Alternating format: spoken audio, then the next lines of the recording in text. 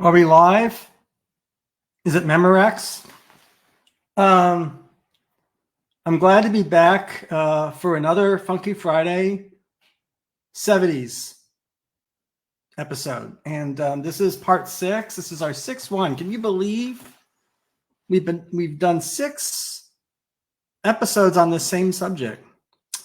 Today I'm gonna, of course, as you can see, there's Robin Williams in 1977 at the Roxy. I'm gonna do television-oriented material today, and I want to proceed in the following way. I'm going to show a clip of Robin Williams and John Ritter in an improvised duo or duet. And this is more or less spontaneous. Maybe they said we were going to do something, and he calls them up to the stage, and they do this incredible improvisation.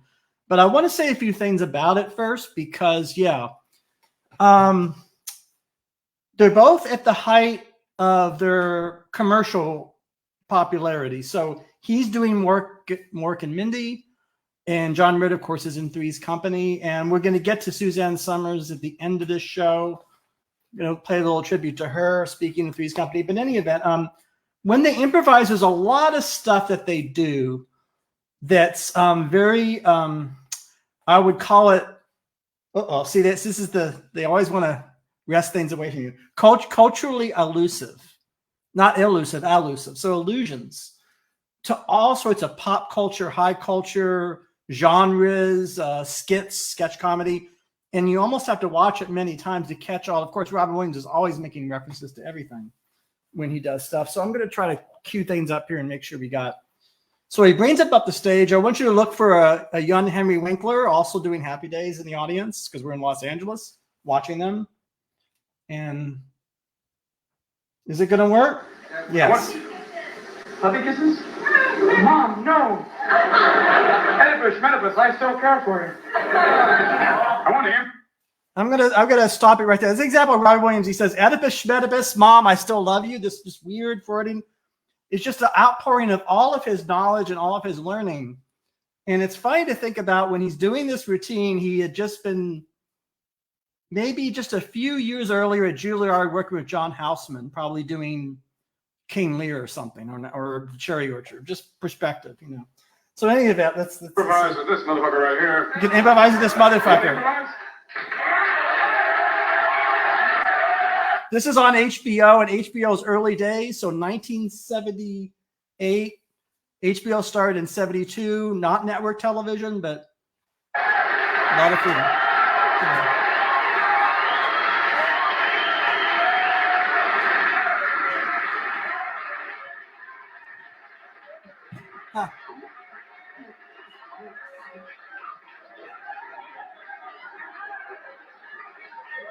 Young and heterosexual, who knew? Let's see, we want to try something. Hello. Hi. Welcome.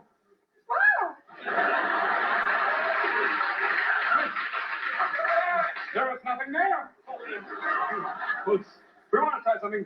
This man knows how to call the phrases. It's called theater change of styles.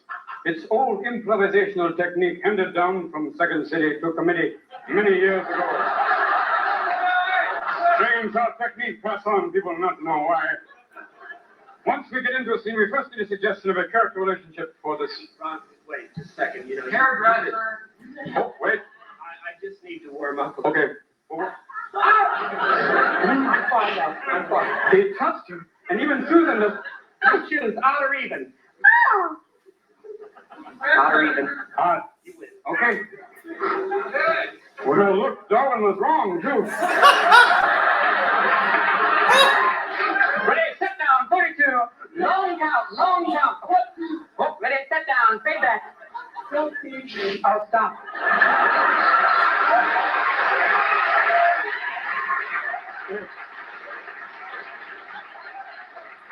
Here, drink some of this piss. That'll get you off. Oh, we're getting. Whoa! Oh, hold that hot microphone. Hello,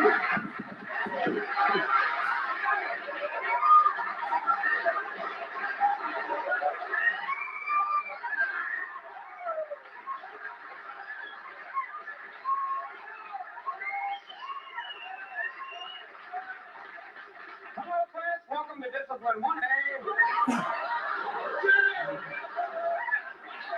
I'm sorry we have to detain some of you after class. Today we'll learn how to call each other trash. Let's put Mr. Microphone back together. Where we can do a quick interview with one of theirs. Oh, Tom. Oh, really? What shall we do now? We can do two truck drivers alone on some lonely road.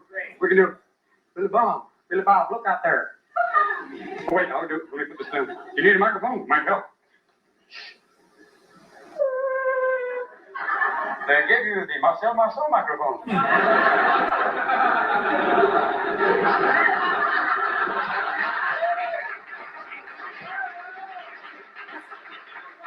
What do you want to do to retire there? It's up to you, anything. Robin, I was just out there enjoying some Perrier water and laughing my ass off, and I'm up here and I'm wet. I guess you're ready then.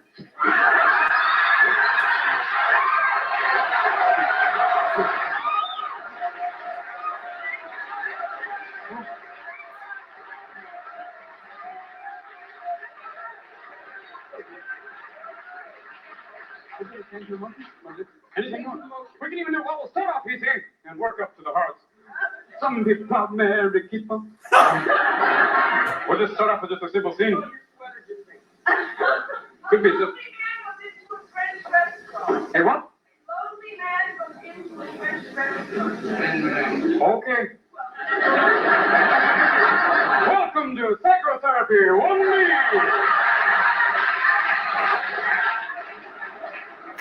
So if you didn't hear, that was the woman in the audience wants their plot to be a lonely man goes into a French restaurant. Of course, a lot of sexual humor, a lot of and I mean the thing that strikes me, I've seen this so many times, but the thing that strikes me about it was a lot of things that strike me about it. Of course, the energy, the illusions, but just the physical body, like the sort of the dance and the almost like ballet. It's really remarkable. I mean, so I'm just going to play this little skit and finish it out. I won't interrupt anymore. A lonely man goes into a French restaurant. What? You get it? John Ritter will be playing the part of the lonely man. Myself will be playing the part of assorted mutants and friends.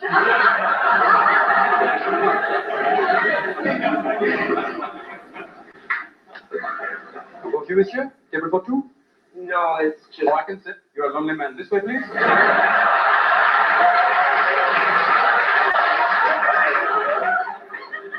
Sit down, please.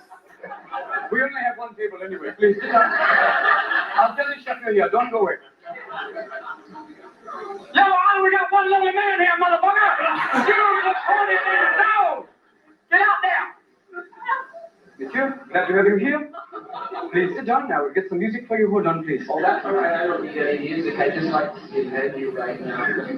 A menu. Oui, monsieur. Hold on 1 second, please.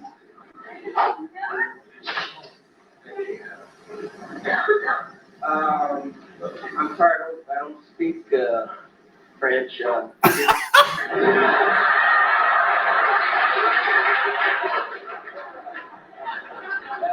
Thank you. All that job shit anyway. Who needs it? What do you recommend? Colata. Have her watch, honey, in the room 4. Oh, you did not come in for that? No, just something light. Oh, Andre.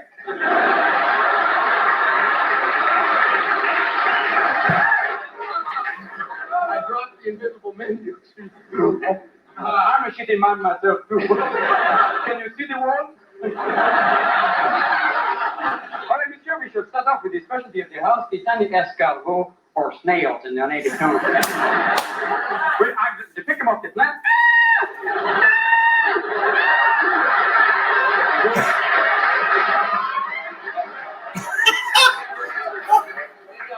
Something like a salad. A salad. Oh, monsieur, something special with the salad? Maybe some orange juice or some mineral water. Now I know why you're lonely. I just want orange juice and mineral water. Oh. All right, monsieur, the salad is here. It's the salad Brutus. It gets you later. Here we go. Sit down here, monsieur, and follow the line. I'm sorry here. Look, we can change now mime work with real props. Watch. How did you do that, Mr. Wizard? I don't know. We've just fucked up all the realities, Tommy. We're gonna try this last thing and go off alive. I've dragged this man up here to ruin his career, so I can... Actually, we couldn't do this unless we were brothers. My gentle lord. Nay, I shall not. I did that once before and you taught me well.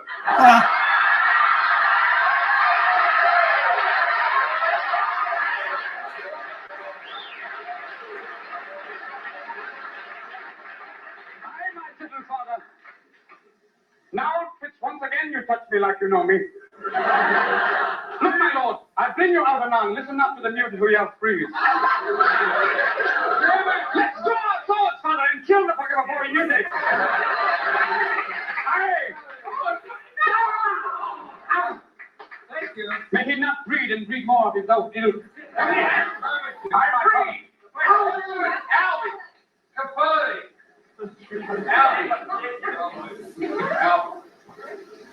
I'm going to tell you once, and I'm not going to tell you twice. Don't mess with my mother, your grandmother, you asshole! I'm only kidding.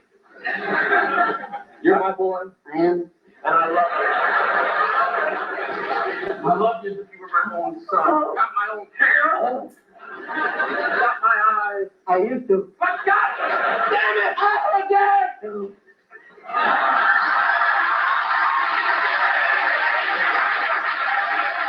I'm so tiny! Why you made me this? Gilbert and Sullivan. These strange these things we talk are none our life is ever bliss, and there be nothing no take it, be not afraid of it. I love to see him with suspenders, that is what he's like. And I'm in wondering if Canary were all an dimple type. What if I said, does he know? No, I don't. Does he know? There's no piano, we're up now.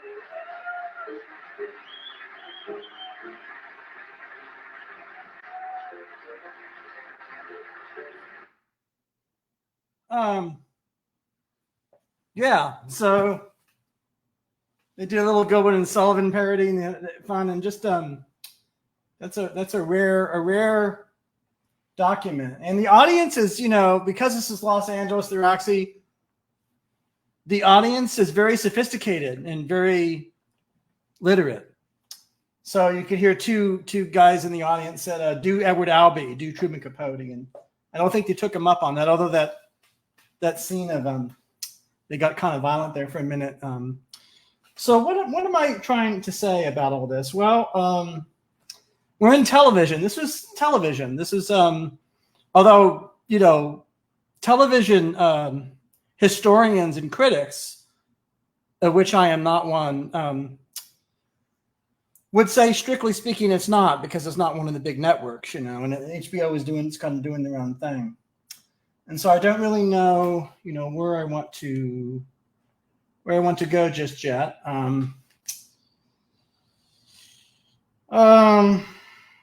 Let's see here. I think it's time to honor Halloween. Do that now. There were so many TV movies in the 70s, like thousands and thousands and thousands of TV movies. I have not seen all of them. This is not my field of expertise. Of course, the one and only expert is Amanda Reyes. So this is really her beat, her field. I'm just so I have to say immediately that, you know, I don't have her I may have some of her enthusiasm, but I don't have all her knowledge and her expertise. But I just want to do a little something on television to show two things, to show that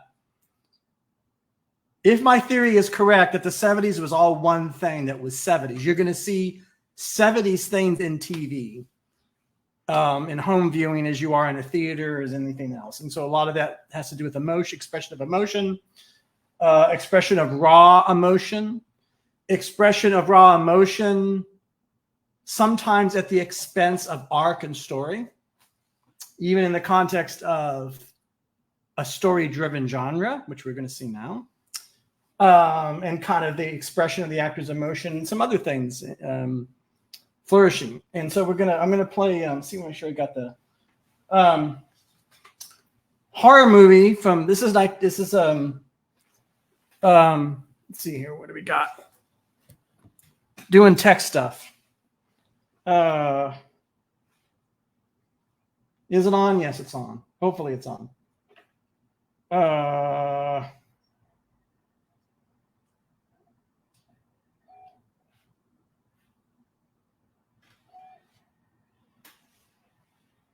This is going to be The Spell.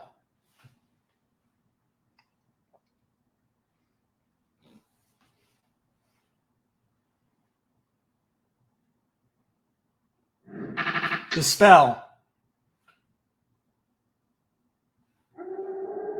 See? Halloween. There's your Halloween. All right, let's do it. Yeah, we know it was remastered. We know there's an HD. I really appreciate that they do all these things for these films.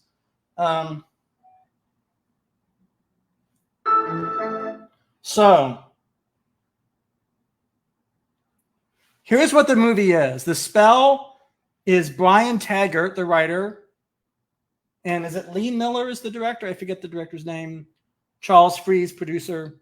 Their version of the Carrie story from Stephen King. That is a girl who is bullied in high school, who supernaturally, ESP, telekinesis, gets her revenge. And I got to say, I'm going to say something flat out bold. This little TV movie, it's got great actors in it. Lee Grant plays the mom, and it's got just unbelievable. Is as good as Carrie. This opening, so I'm just going to play the opening scene. Now, this is the classic 70s shot. All these kids, classic high school, and then they come in, and then we're going to have a scene in a gymnasium. It's not in the women's bathroom and not taking showers. So don't worry or don't get your hopes up, depending on your perspective. It's not even PG-13. It's PG. Although since it's the 70s, it's going to be quite violent and quite shocking nevertheless. So let's watch this opening scene and see what happens to these people.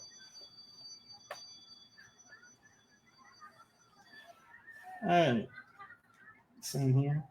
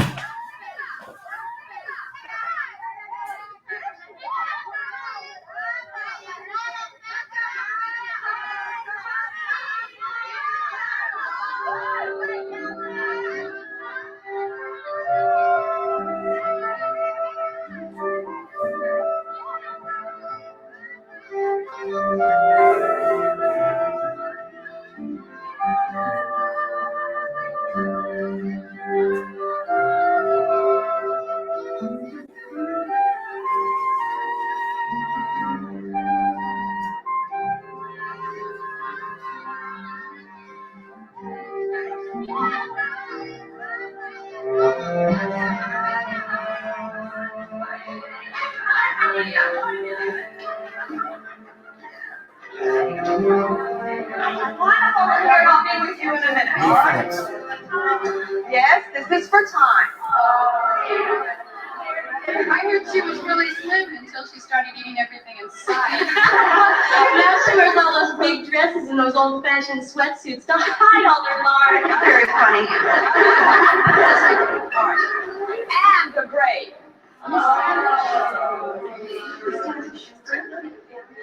Do I have to? I'm afraid so. Okay. All right, girls, let's go. You can be excused. Yeah? You know that guy from Corridor I was seeing? What about him? He used to take out the home economics teacher before she got fat. Who'd want to take out that tubbo? You got a girl like that, tubbo? I'm warning you, Jack. You better stop calling me that. I want to call you Moby Dick then.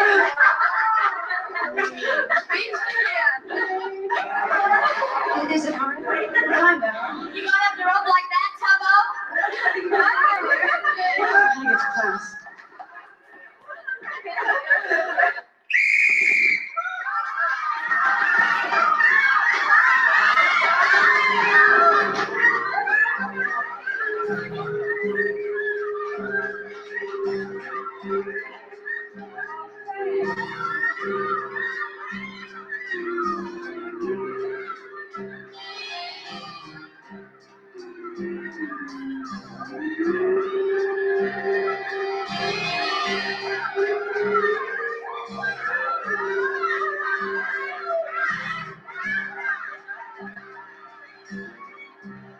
Jackie and Rita.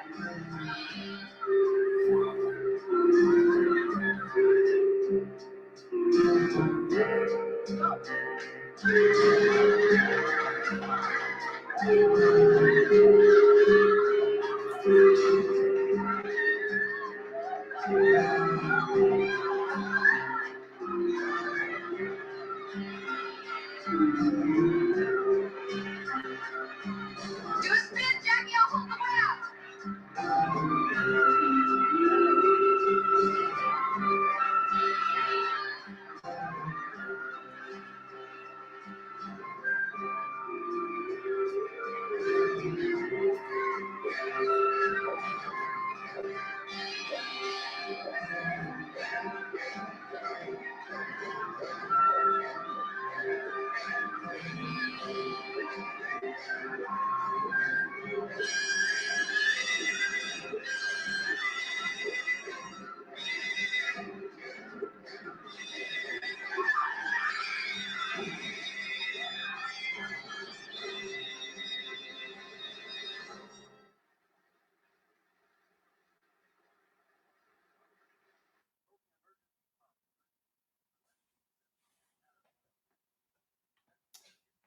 I want to show some of the home life, so I'm going to show some of this scene. Important.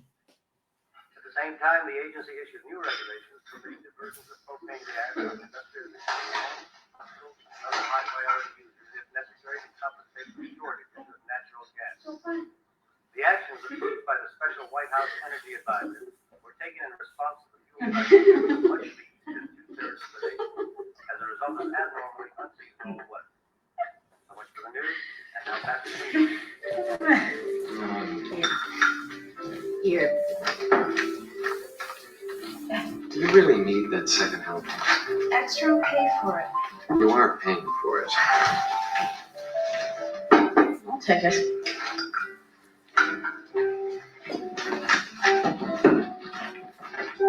Don't you two have to get ready to school? No. Why not?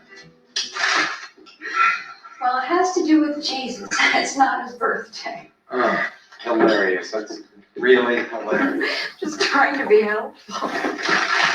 Well, don't be. Is all this necessary? Excuse me.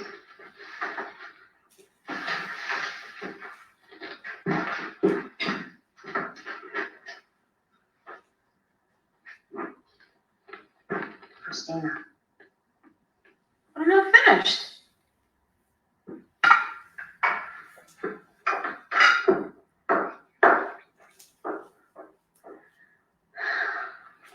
Why did you do that? Huh? You heard me. That remark about a second helping. Oh. Because she's getting fat, and you don't say a word. You don't help her by humiliating her. Let's get a governess in here, then neither of us will have to do it. She's too old for a governess. Oh, not a governess per se, a sort of housekeeper who's good at mediation. Well, swell. We can have a union. The kids will have strikes and labor wars. Okay. Let's do something. How about the grapefruit diet? Glenn, she's an adolescent. That's her problem. Don't you remember when you were 15? I do. What a memory. Well, it was tough. I ate my way out of going to 2 proms. Okay, how do we approach it? Don't humiliate me. Don't You humiliate got me. it. All right, I'm gonna pause it there. Let's see here.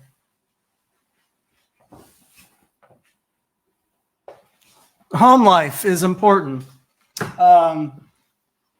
It's let's see here. Well, a couple things. The way that was shot, so that it's a very difficult subject matter, and it's a very you know, you see that our main character has these powers to, you know, to do what she did, but there's also this other story here about weight and about image and things, but the thing that makes it a 70s scene is the way it transmits information about the family. Mainly the way it's paced, the way things are said, but how they're said and what's in between the sentences and what the actors are giving. It's very, very, I mean, you know, you may have seen scenes like this before, but this is a very, very particular to the era. And, you know, this could be in a theater, this could be at home. And so it doesn't really have as much to do, I don't think, with so much what it was made for or where it was made. Of course, there are TV things about it. I could get into that if I wanted to. And the actors are giving it their all. And so that's my contribution, small, to the spirit of Halloween. Such as, I mean, it's something. It's not. I'm not going to do a Halloween themed show, but I think that's plenty of Halloween in that excerpt from that film. So I'm going to change things here.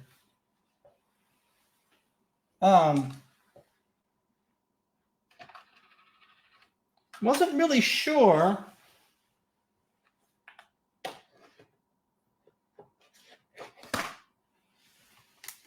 if I want to do all these theme songs. So I think I'm gonna do it now. I'm gonna talk about this for a little bit.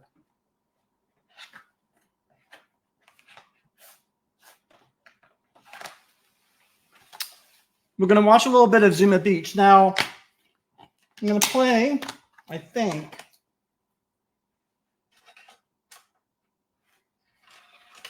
it's hard to cue things up here, but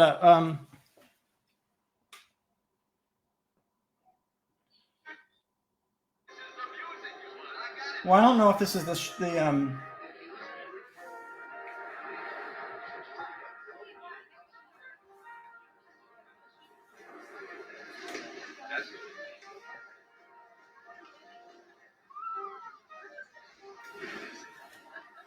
Hi. that's Shelley Johnson, Tanya Roberts, PJ Souls. There's a couple of other, of course, that's Suzanne Summers, and I just want to play some of the scenes on the beach. And I want to go back to the beginning of the film. I'm going to play a little bit out of order. Now, what's wrong with playing in the sand? It's a lot of fun. Not on the last day of summer. Yeah, we got better things to do. Oh, yeah? Like what? Like Zuma is crawling with hungry guys. Listen, I've had 5 guys wanting to show me their vans. Me too. Well, then how come you're walking along the beach with your girlfriends? Why? Because you have to play hard to get. Otherwise, the guys aren't interested. Excuse my friend. They're just out of training bras. Come on, Denise, let's Let's go. These guys are over the hill. Yeah, playing in the sun must be like therapeutic. You playing their game? Hard to get?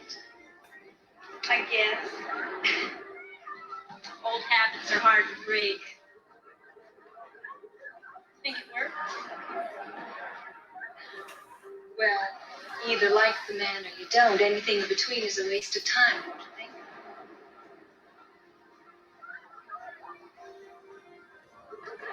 Want to help? Yeah, I would. But at the moment, I'm suffering from the in-between time. Maybe later. Okay. Bye-bye.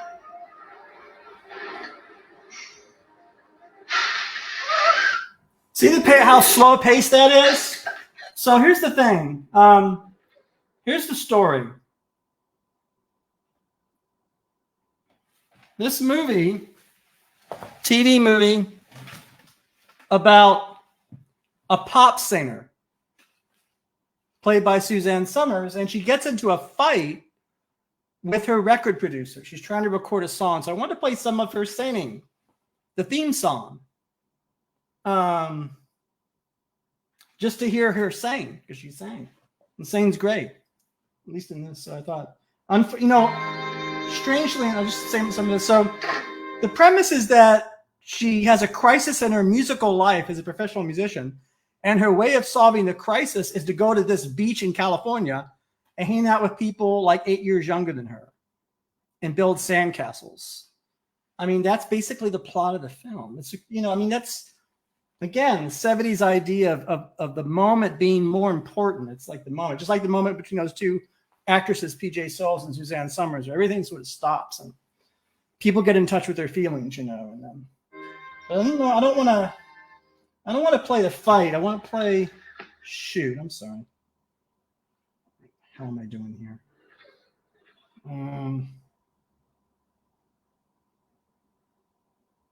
The filmmakers do a really odd thing.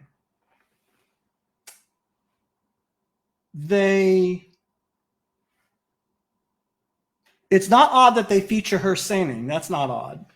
So she could show that she's singing. It's not odd to have a pop theme song. There's so many pop theme songs in 70s movies over credit sequences. What's interesting is where they put the song. I just want to. Yeah, here.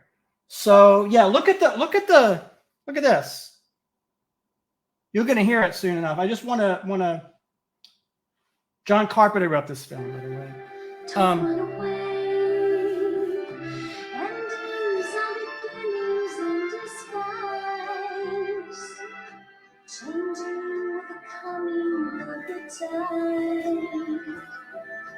Sometimes lost in a restless dream, but I see the beginnings in your eyes.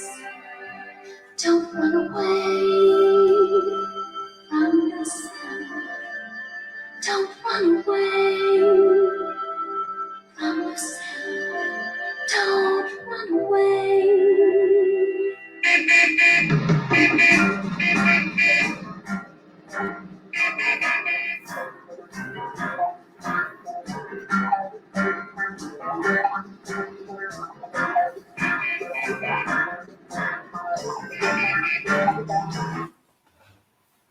It's obligatory in the 70s movie that you have a girl or woman in a car and 100 males come onto her while they're driving cars. In every single movie, this movie. And of course, in the previous scene, the girls together were talking about how guys wanted to show them their van and playing hard to get. There's this kind of, it's a very, I call it almost kind of primal kind of material of life, kind of from a different era, kind of from an era in which people approached other people in public. They didn't arrange to meet somebody. It wasn't like an arranged thing on a computer, or they didn't fill out a profile. They kind of approached everybody in public, and maybe it was unpleasant, or maybe it was done well, or whatever, or maybe it was, offensive, or maybe some, but that less important than the fact of life. And so seeing like this, it's fun. Hello. Hey, you busy? You're not busy. Come on, take a drive to the beach with us. We'll take a dip or something. Hey, it's a hot day. You've been driving a long time, right? Come on, take off your glasses. Can't see you. Hey, you don't know what you're missing? Oh, come on. Yeah, I'll come there. Come on. 5 minutes. Come on, we'll buy some coffee. I'd buy you a treat, but I'm not old enough. What can I say? Come on, I see a smile. Let me see some teeth. I see some teeth. Come on, give me more than that. Introduce yourself. Come on, hi, listen, I'm Steve. This is my friend Billy. I'm Steve. Come on. Oh, come on. Hey, Billy. All right. You get the picture of that. I guess some people could call it a hangout movie. Although in this movie, I maintain there's a lot happening narratively. But what's happening is interiority. Like there's things happening to her. She meets the people, and everybody's undergoing all these transformations, but it's not, it's not like action, it's, And I thought it'd be kind of fun to, before I come back to Suzanne Summers, I'm going to play a couple of TV themes because this theme thing is really interesting.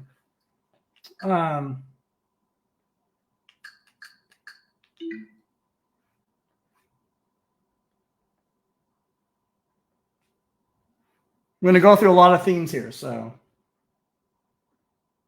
where are we here?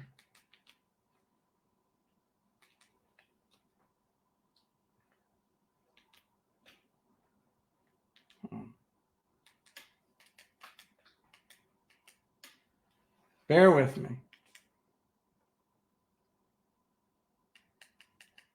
Here we go.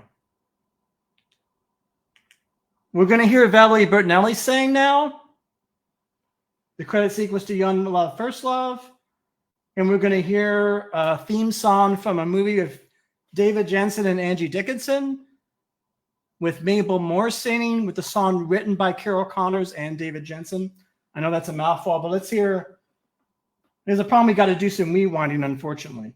So I gotta bear with me here. Get back to this. So it was a thing, in that era for everybody who could carry a tune to put out pop albums or rock records, whether they were, particularly good or not, necessarily.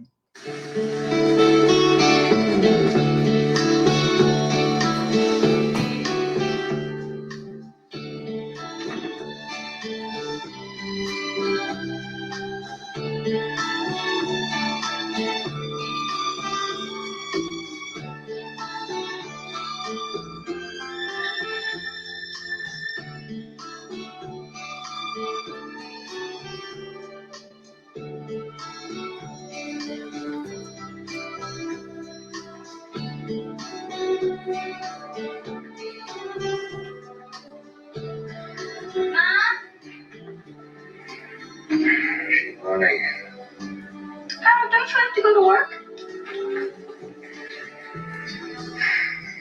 Howard, can I get in bed with you? What? I just wanted to see if you were awake. Get out of my life.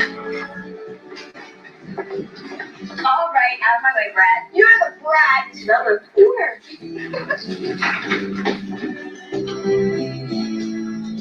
Secretly, I held my breath the moment I first saw you. From the start, I knew there'd be a chance to steal my heart. Our first kiss made all my pieces magically fall in place. Wanna ride? Very fun. How far you running today? 3 miles. Don't make me talk. I still think you should take Howard with you. Howard! You're gonna be kidding. I really think it's great what you're doing. I mean, you're in better shape than I am. That's what I wish. You sure you don't want to ride? Bye, Robin. Bye. All right, that's Valerie Bertinelli singing. again, I'm not going to say that she's I mean, she's good, but I mean, the really important thing is try to control all these volume levels here. The really important thing is that it's non-rock music. All these songs are easy listening songs. Suzanne Summers, this, same kind of music. Here we go. What's this?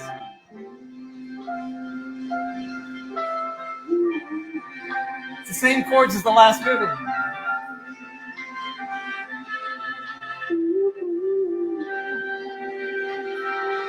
Did I sing the wrong melody?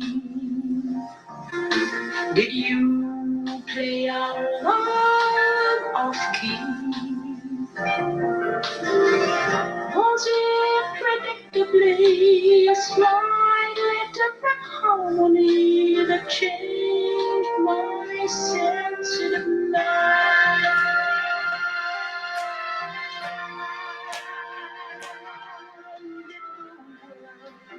Simply turn away from the needs of my passionate man. Was he lost before he began? Was there no one to understand my sensitive, passionate mind? We touched the lives in tears, who changed the London that filled those years, who swept away the yesterdays of my sensitive, passionate mind.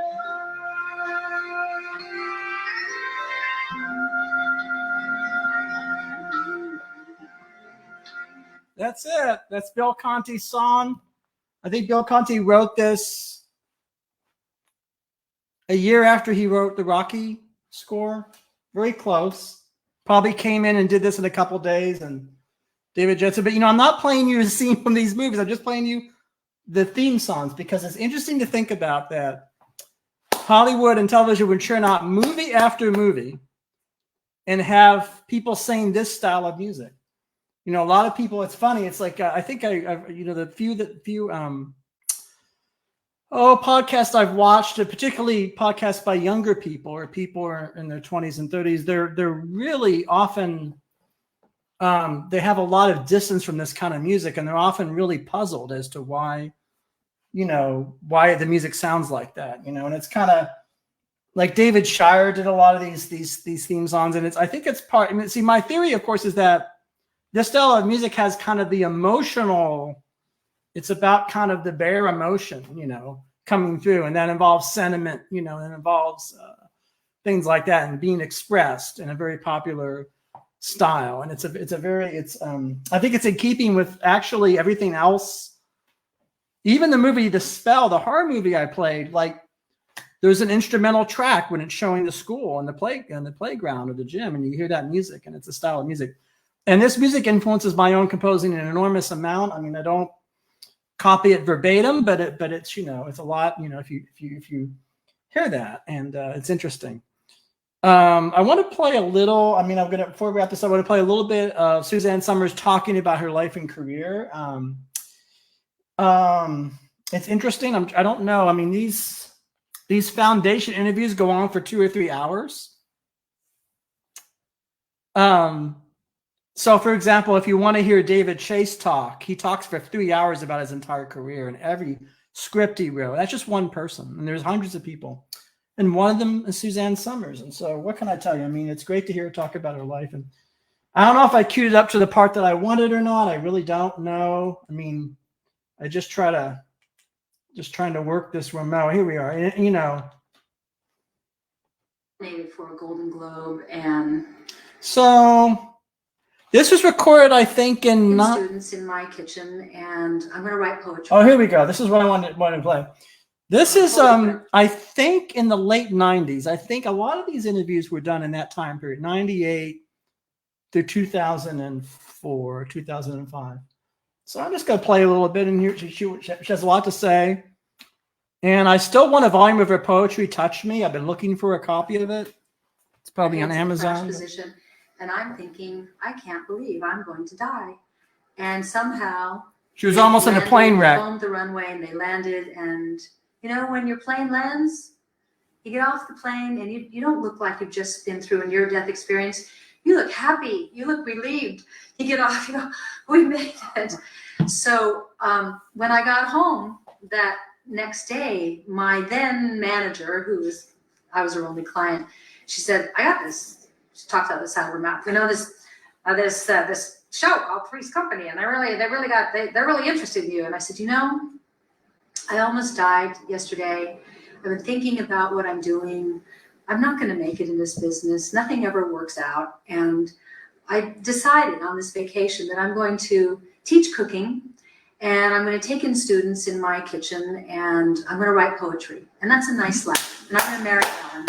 And I don't want to go on any more interviews. I've just been chasing it, and the rejection's kind of getting to me. She said, well, can you just go on one more? So she talks me into, I go on one more, and I went to this interview not desperate. If anybody is going to this business, that's the key. You go into these interviews not desperate. I didn't want it. I didn't care. It was just, where? You want me to sit here? Okay. What do you want me to do? And I read, and I go home. Again, I walk in the door. The phone is ringing. Pick it up. Hello? You got the part? You got the part? This is really a big deal because this is a series.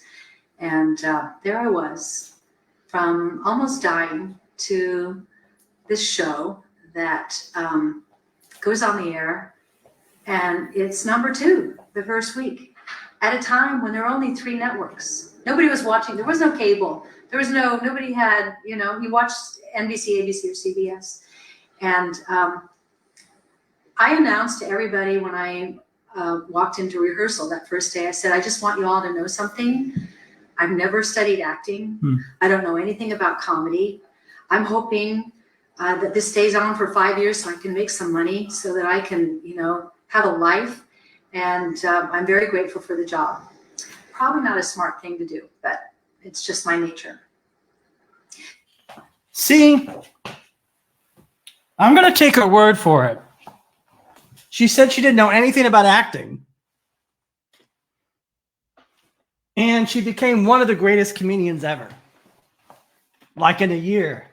It's just so amazing. So as the show became so popular, and I became so popular, and then I think it was in year 3, I was nominated for an Emmy and nominated for a Golden Globe, and I don't know if I can't remember because I've won a couple of these things. I can't remember when I won or when I was nominated. But anyway, it started creating on this happy set a resentment that here's this one who said no acting, and she's the one pulling in the awards and getting all the magazine covers. And it's just the way it is in our business. Nobody ever says to you, did you go to school? Did you study? They just see if you can deliver the goods. And I had an incredible teacher, and his name was John Ritter, that I studied like a sponge. I've never seen anybody as good as John Ritter up close in the flesh, and he made me so good. And I learned my timing from him. And I was also mentored by one of the producers. His name was Mickey Ross, who took me under his wing from that very first day. And he worked with me the way, in My Fair Lady, Professor Higgins worked with Eliza Doolittle. I was doing the Rhine and Spain. And he's an old vaudevillian. And it was it was like the coach and the athlete. I'd do a scene, I'd look over at him to see, and he'd go. And he'd bring me over, it wasn't good. He'd take me in a hustle, and he'd say, you're pushing too hard, and back off. And so for 2 years, he did this. And then one day, I'm watching John Ritter, and a light went off. And I went, it's musical. Comedy is music. It's beats, and I've always been musical. It's a rhythm. it's set up beat. It has a natural flow, natural order. As soon as I heard that in my head, and I can see it from when I watched the first 2 years, I really didn't know what I was doing. Something snapped at the end of the second year, and then from the next years, it was fully developed. So because I heard this, proudly, I wanted my mentor, Mickey Ross, to see what a good job he did. So I stopped looking at him for approval. And I stopped asking him for advice because I wanted him to know you did such a good job with me that I've learned how to do this. But what it did was make him angry with me, that he felt abandoned and that he felt, well, I guess abandoned is the big word. I think it's kind of like it was in My Fair Lady, or like a father who desires his daughter but knows it's wrong. I think somewhere in there he fell in love with me. And that's why when the show came to an end, it was such an explosive end, because it wasn't just about leaving the show. It was deeply personal.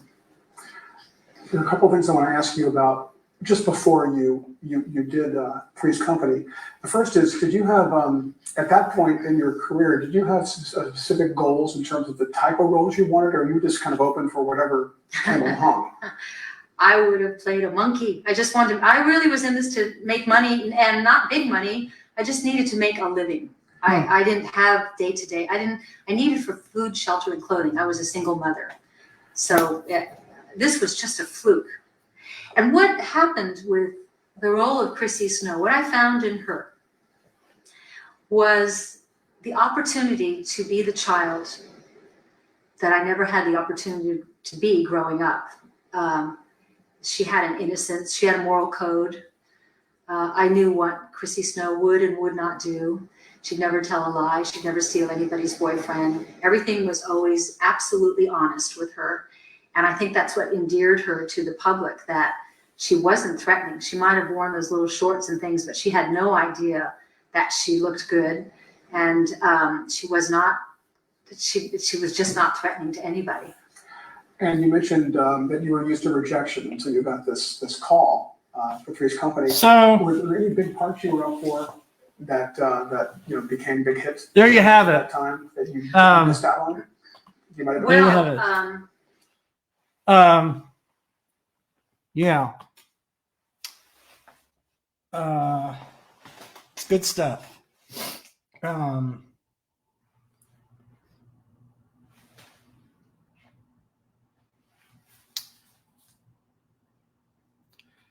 It's almost 6. I could go on with the music and go on with all these things, but I think I'm gonna say, have a good weekend. Have a decent weekend. If possible, yes. If possible, a good weekend, maybe even a great weekend. If there were world enough and time, to quote Andrew Marvell, to his Coy Mistress is the poem, I would play Piper Laurie, who also passed it the same week as Suzanne Summers, and played I don't have all the one of the last roles Piper Laurie did was with for Mel Mayron and Snapshot, and so there's a lot of great actors, and Piper Laurie did a lot of television too. So just have a good weekend, and I don't know what shows are coming out. My brain's a little bit frozen because I've had to juggle all these movies and all these songs and be a curator. And something to think about, though, is this idea of there being these common interests and emotion and kind of presence, and that governing principle of all this stuff, whether it's TV or theater, whether it's HBO or CBS or NBC.